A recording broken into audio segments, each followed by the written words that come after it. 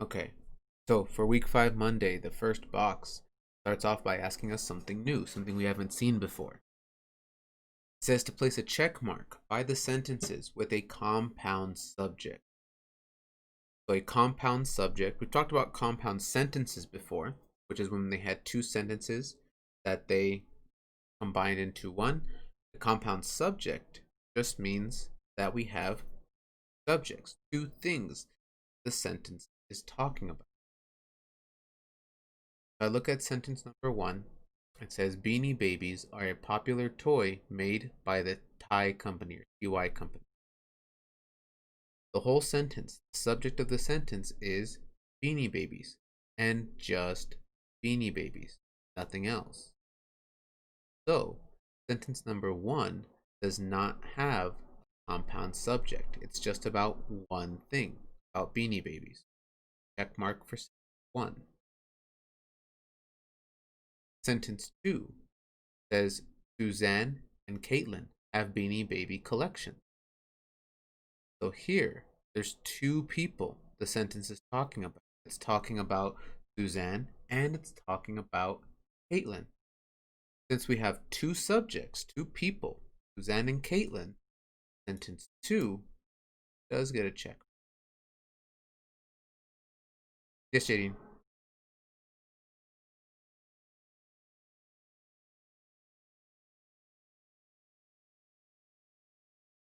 So when you look at the sentence, first you want to find the subject.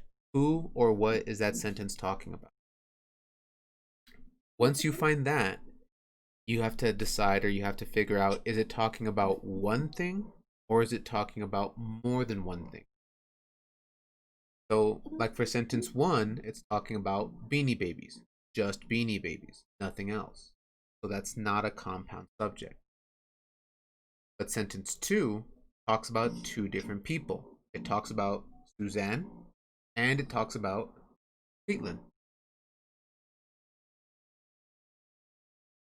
So whenever you see it talking about two different subjects, that's when you know you have a compound subject. No problem. Sentence 3. Practice a little bit. Both kids and adults have enjoyed collecting Beanie Babies since 1995. Who has a guess? What do you think? Does sentence 3 have a compound subject or not? Is it talking about one thing or is it talking about more than one? Both kids and adults have enjoyed collecting Beanie Babies 1995. Jadine, what do you think?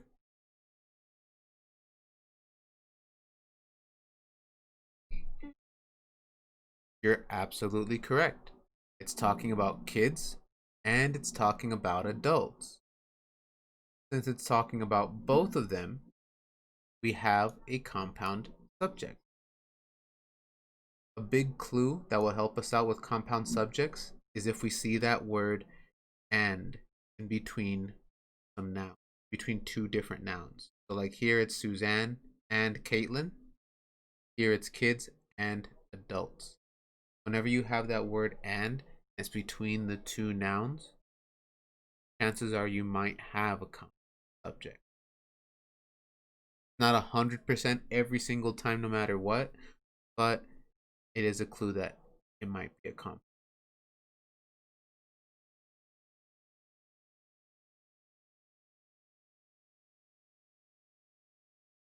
Okay, this one. Circle the Greek or Latin roots. Write what the roots mean. There's a hint. Sometimes there's more than one root word. So last week we were talking about prefixes. And we said prefixes are small parts of the word that goes at the beginning of the sentence. Sorry, not the sentence. Beginning of the word, and it changes what that word means. Greek and Latin roots do something similar, but it's not that they change the meaning of the word.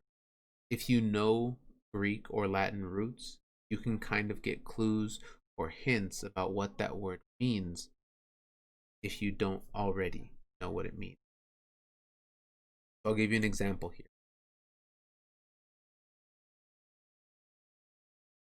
Like I said, there are hints that there's not just one root per word. Sometimes there's more. So here, telescope, one of the roots is tele. There's another one that is scope. Bailey, you have a question? Or you just have your hand up?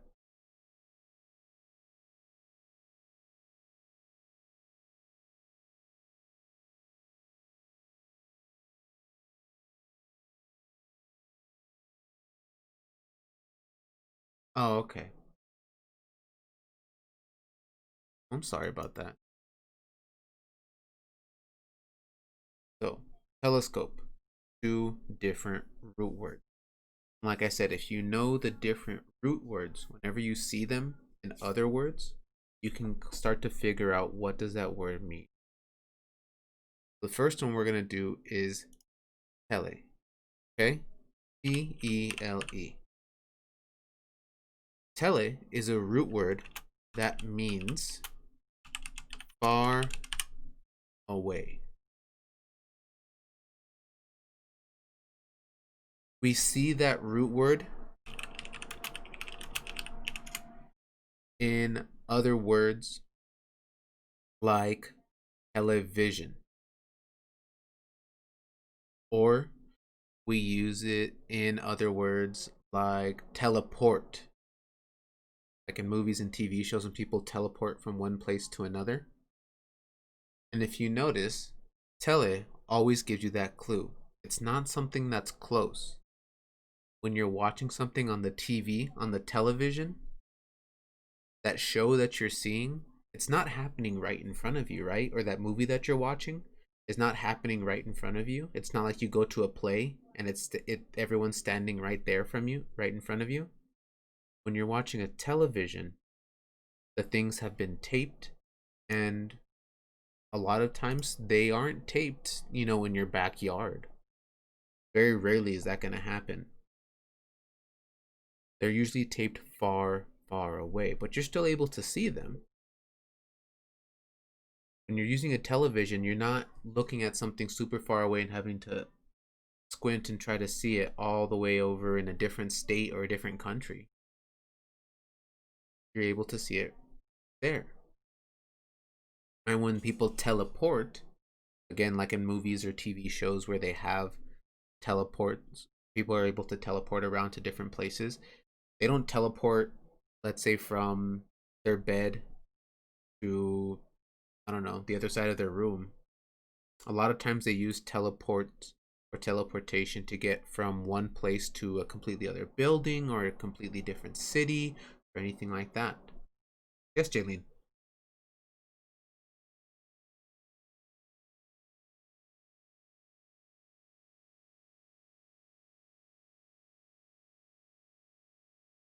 You're right, telephone. So telephone has that same root, tele, at the beginning. When you're talking to someone on the telephone, Jaylene, do they have to be like right next to you for you to hear them? No, right? They could be down the street, they could be across the country. And if you were trying to talk to them normally, you'd have to be shouting, right? Like if there were someone next door or down the street, you'd have to be shouting at them, "Hey, what are you doing?" "Nothing, I'm bored." "Do you want to hang out?" And you'd have to be shouting and shouting at them. But with the telephone, you can just talk normally, right? Say, "Hey, what are you doing?" And even if that person is super far away, where no matter how loud you shouted, they wouldn't be able to hear you, with the telephone, they're able to hear you, even though they're far away. Now we have another one. Scope. Scope means see. So one of the ones that I always think of with scope is like a periscope. So on submarines, they have periscopes. They have these things that it looks like a pair of goggles or something like that. People will put their eyes up to them and they're able to see outside of the submarine. The submarines are all made out of metal, so it's pretty hard to see through them normally. But with the periscope, they can put their eyes on it and they're able to look around and see what is around that submarine. So if we take these two roots together, we can figure out what this word means, even if we didn't already. Tele means far away, scope, see, so telescope is something that you use to see far away. So telescopes, sometimes you see them, like if you've ever seen the Pirates of the Caribbean movies. Jack Sparrow usually has like a little tiny one that he keeps in his pocket. He goes like that. He can see ships that are very far away. Or if you have, some people have one to look at the stars. Usually those ones that look at the stars are much larger. But you can put your eye down to them, point it up at the sky. You can see all sorts of stars and even planets sometimes, depending on the night. Yes, Jaylene.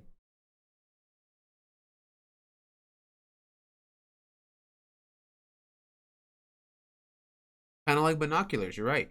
Telescopes usually work even further than binoculars do.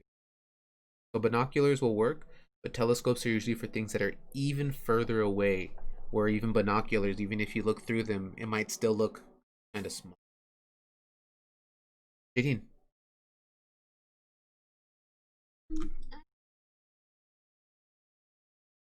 That's pretty cool.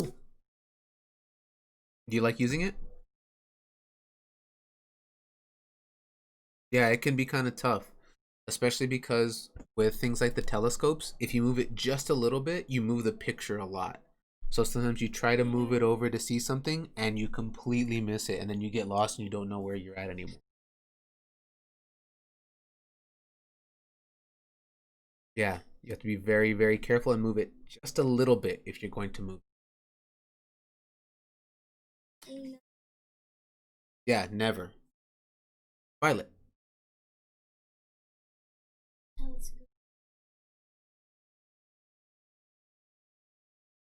That's awesome.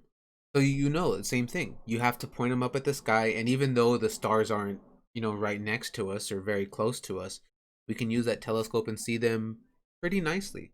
They might not be super huge and giant, but we can see them. They are very similar to suns.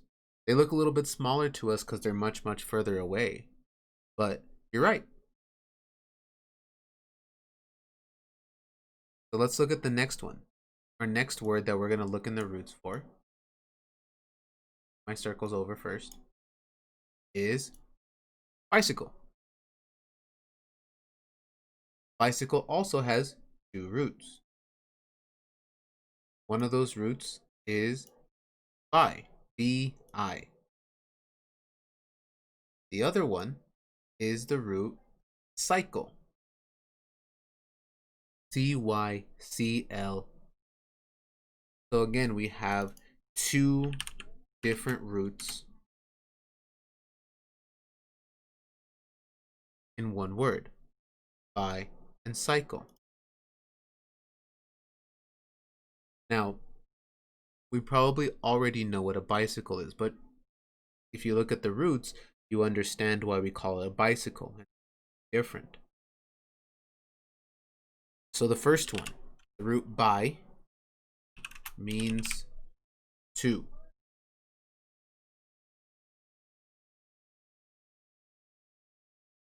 Now, who can tell me, on a bicycle, what do you have two of on a bicycle?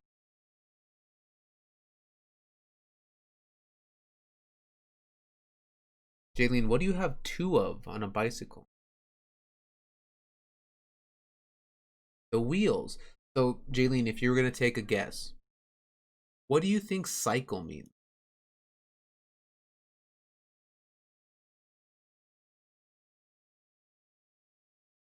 If bi means two, what do you think cycle might mean?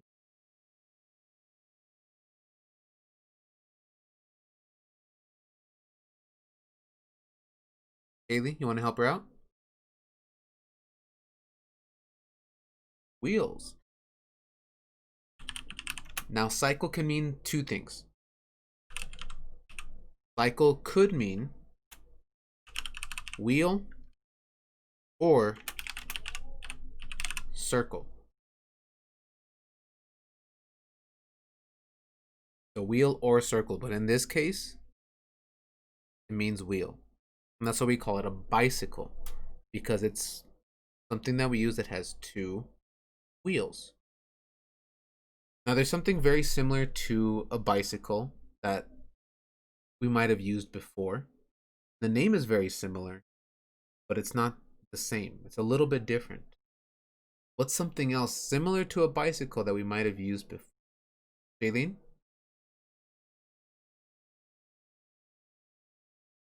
A tricycle. And Jaylene, how are a tricycle and a bicycle different?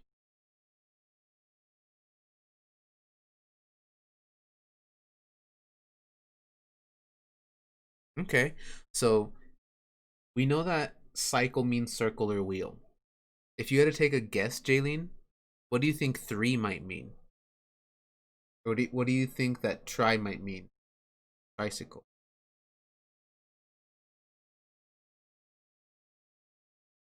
Three. And we can even see it in words like triangle, because a triangle has how many corners, how many vertexes? Three. So bicycle means two. Bicycle means two wheels. Tricycle would mean three. So we can see that in words that we already recognize, it kind of helps us to understand, like, oh, that's why they call it that. But in some words that we might not know, if we know some of our roots, we can see them in the words. We can start to figure out what that word means or what that is without having to look it up in a dictionary or anything like that. We can already have an idea of what it means. Okay, let's go ahead and add our sentence. So we need to find all the mistakes we can. The long sentence. Leave it like this. Okay. Angela bought the Beanie Baby handbook to research her Beanie Baby collection. Long sentence. Angela bought the Beanie Baby handbook to research her Beanie Baby collection. Who knows where one mistake?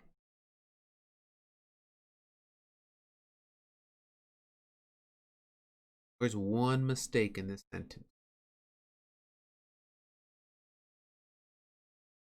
Good thing is, longer sentence usually means more mistakes.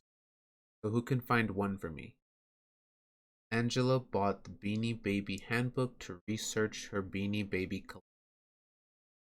Christopher, what's one mistake that you can see in this sentence?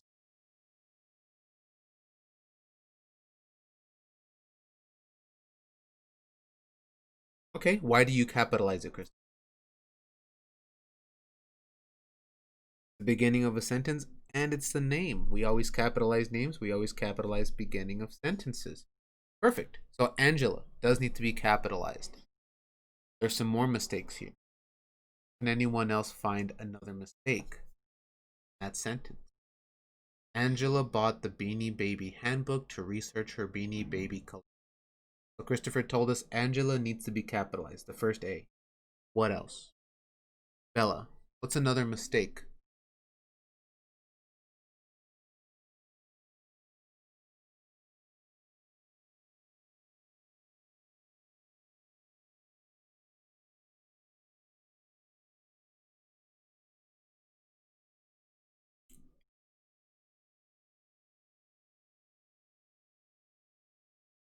We need a period at the end of a sentence. We always need some kind of punctuation.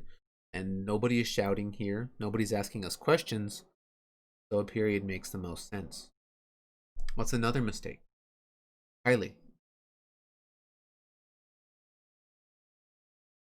can you repeat that? Sorry. That one is actually okay. That one's just bought. That means that she went and paid money for it.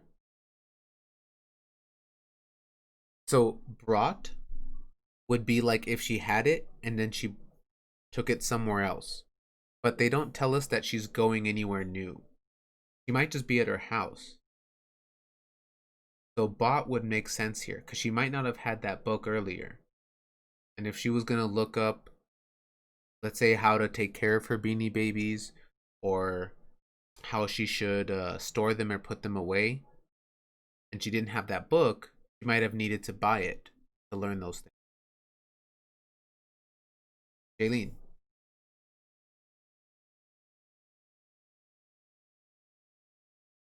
what's another mistake they have?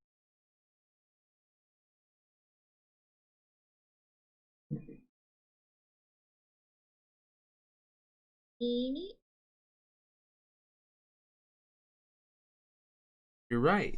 So back here, Beanie Baby Collection, I need to capitalize the B in beanie and the B in baby because they're not just telling us they're toys or stuffed animals. They're being specific. They're telling us a specific type or specific brand toy. Beanie Baby. It's kind of like if they said Hot Wheels. Hot Wheels are a specific brand of toy car. So not just any toy car, but Hot Wheels. It would capitalize Hot Wheels, or in this case, it would capitalize Beanie Baby. Okay, still some mistakes. So we know we capitalize Angela. We know that we put a period at the end. We know that we have to capitalize Beanie Baby here. What is another mistake they made in this sentence? It's very, very similar to a mistake that we found earlier, but it's a little bit different. Shireen.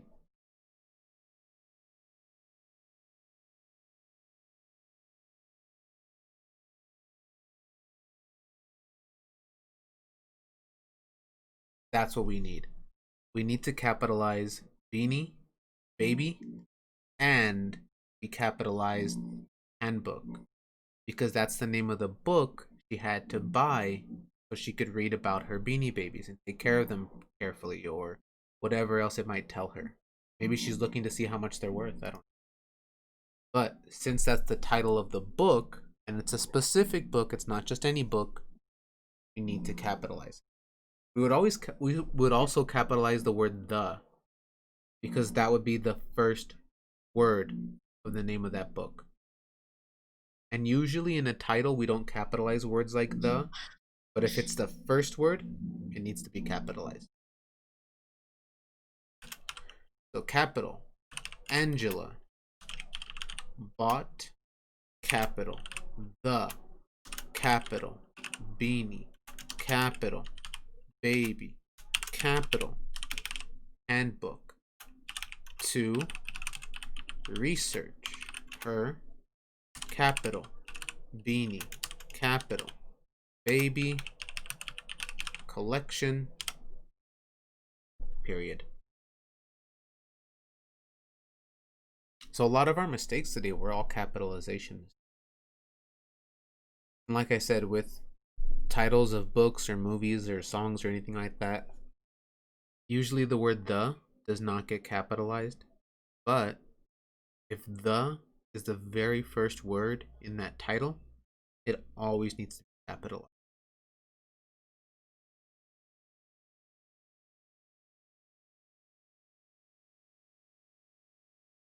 So a very good example of something like this would be like, um, let's say you take the movie or the book, either one, Harry Potter and the Sorcerer's Stone. The first word of that title, Harry, not the. So in the title, when you write it, Harry Potter and the Sorcerer's Stone, the stays lowercase. But in a movie like The Sorcerer's Apprentice, since the is the very first word in that title, the needs to be capitalized. So it just depends on where the ends up in your title. If it's in the middle, you leave it lowercase. If it's at the very beginning, capital. Yeah, both of those movies are very good. I like both of them.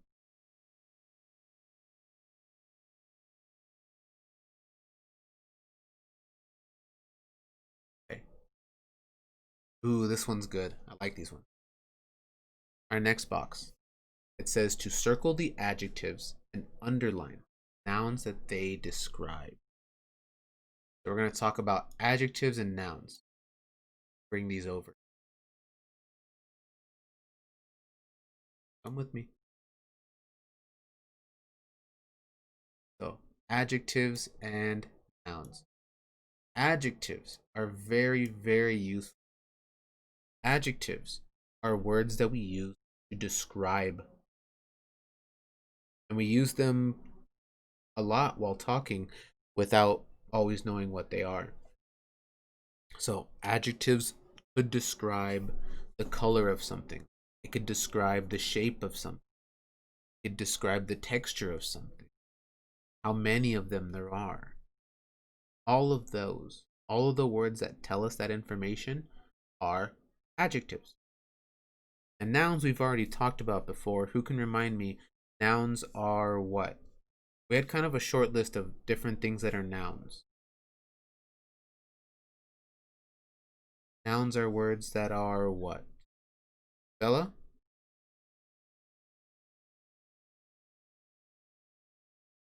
Awesome. Person, place, or thing. The only thing that some people will add to that list is they'll say ideas. Some people say, well, ideas are things. But either way, person, place, thing, and we could add idea to our list. But very good. So the adjective tells you more about that noun. So in this first example, bold knight. Who is the person, place, or thing in that? Bold knight. Brianna.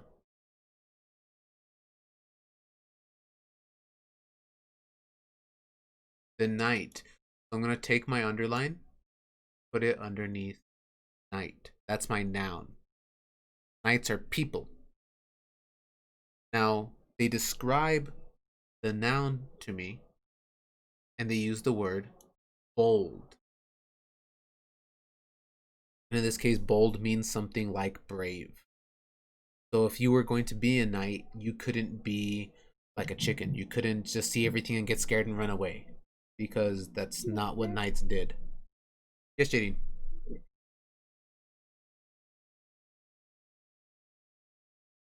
They were way off to the side. But check this side. Yeah, I had to move mine over. Is why mine look like they're.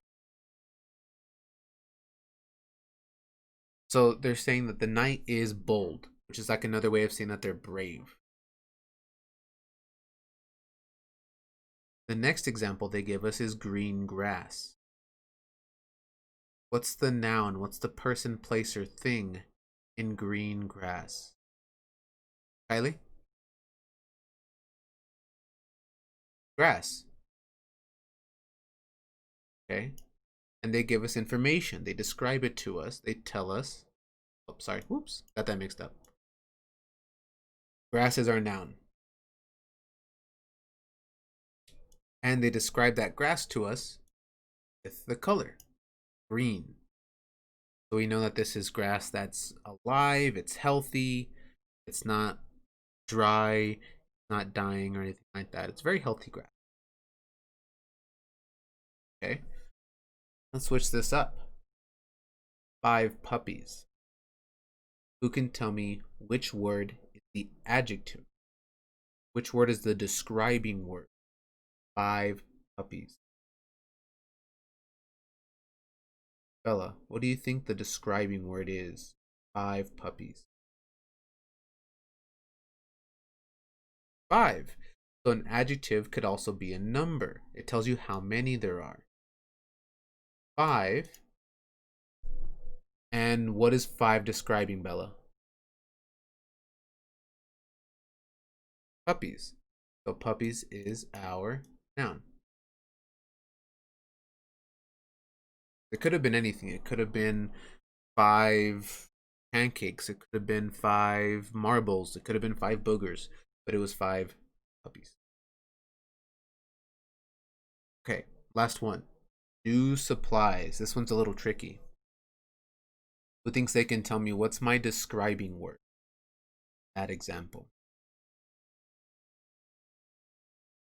Shadeen, what do you think? New. New. So new is telling us about these things. It's saying they're not old, something that they just got. And what are they describing? The supplies. So supplies is our noun. New is our adjective.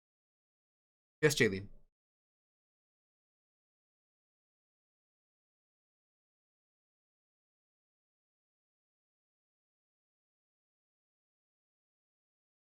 Oh, okay. We are gonna have more of them, so don't worry. We're gonna have more practice with. This is just our Monday page. Still 3 more pages that we're gonna go over, and then 1 more page we do on our own.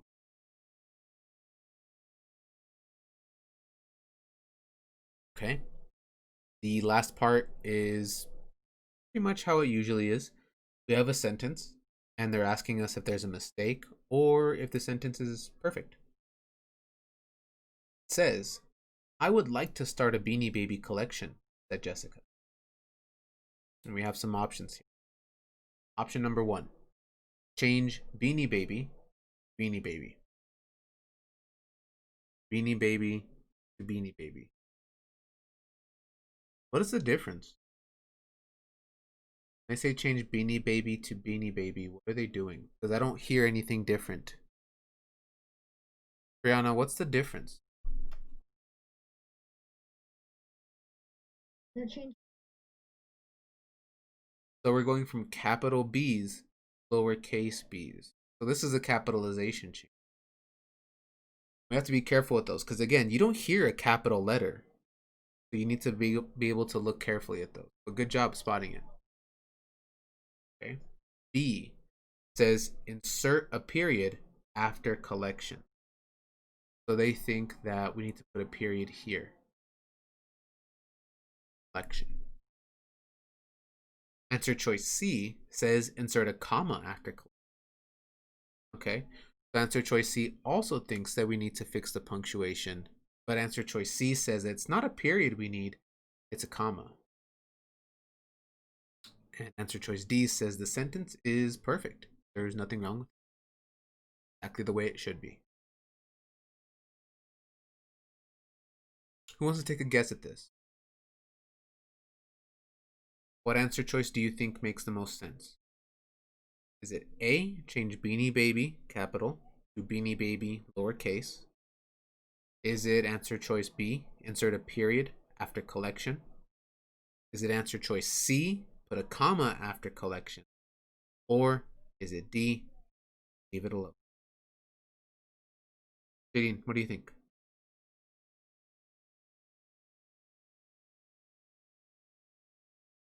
I'll agree with you.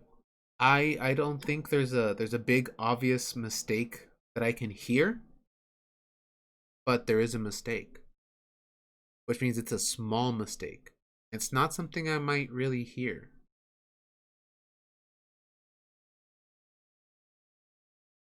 It is. So commas are kind of tricky to hear when we're reading. A lot of times when you reach a comma, people say that what you should do is you don't stop, not like you do for a period, but you just take a short break, like a pause.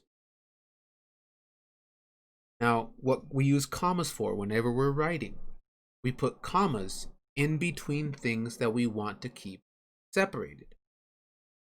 So think of it like on our lunch trays. When we get our trays at lunch, they usually have those little walls that separate the different parts of the lunch. So that way, let's say that your peaches don't mix up with your lasagna.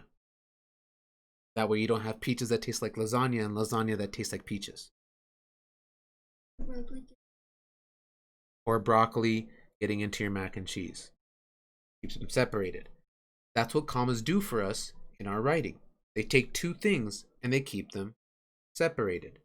And the reason why we do that is because sometimes it can get confusing. Now, in this case, we do need a comma here because this part of our sentence, I would like to start a Beanie Baby collection. It's what Jessica is actually saying out loud, right? She's talking there. So we use the comma, keep that separate from the rest, from said Jessica. Because again, when you're actually talking to somebody in real life, you don't have to say said whoever, right? Whenever you're talking to someone, you don't have to go, man, I really want pizza, said Jadine. Exactly, they know who's talking. But when we're writing, they can't see it. So we have to tell them who's talking. Kylie.